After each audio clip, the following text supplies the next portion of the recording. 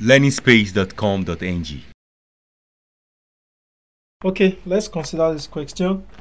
The distance between point R, you have point R, x, 4, and S, point S minus x, 7. The distance between these 2 points is given as 5 units.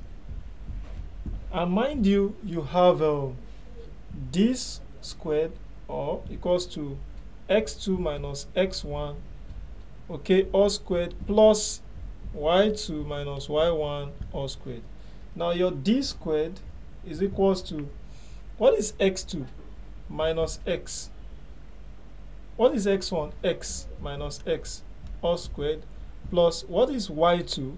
7 minus y1, which is 4 all squared. Now d squared is equals to minus x is minus 2x. You square that minus 2x all squared plus 7 minus this is 3 all squared. Now what is your d? Your d is the distance, which is given as 5 units. Okay, 5 squared is equals to 4x squared plus 9. So this is 25 is equals to 4x squared plus 9. So 25 minus 9 is equals to 4x squared. Okay, 25 minus 9 is 16 is equals to 4x squared. So 4 divide both sides, that will give you 4 is equals to x squared, and x is the square root of 4, and that is 2 units.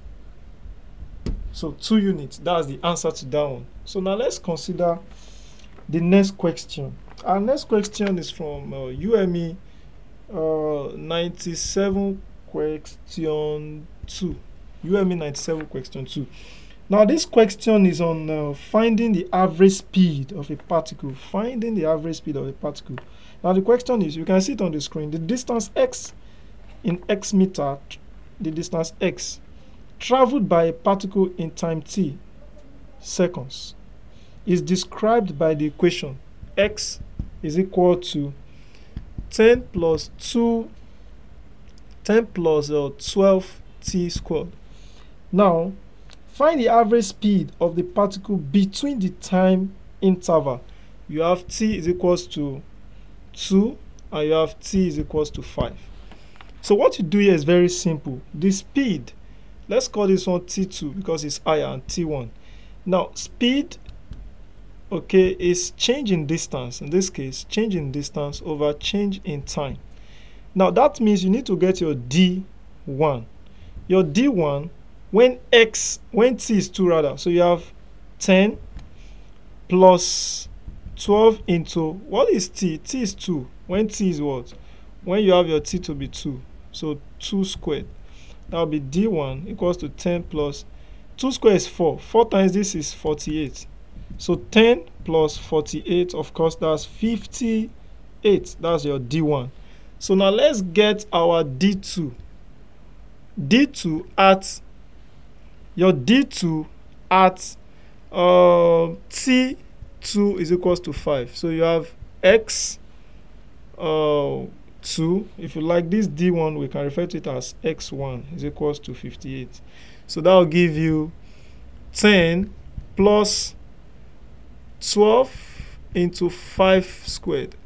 Now 5 squared is 25. 25 multiplied by 12 is 300. You can place your calculator for that. 5 squared is 25. 25 times this is 300. 300 plus this is 310.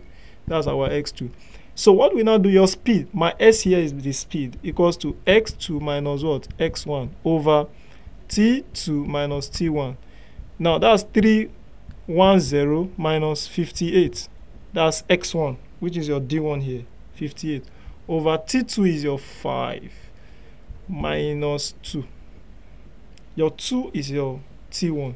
So you have a 300 minus 310 minus 58. Now let's see what we have on our cal. 3110 minus 58. That's 252. 252. 5 minus this is 3. So 252 divided by 3. Divided by 3, you have 84. So 84 meters per second. 84 meters per second, and that is our option C. Okay, that's option C, and of course that's our final answer for that. Okay, now we'll see in the next question.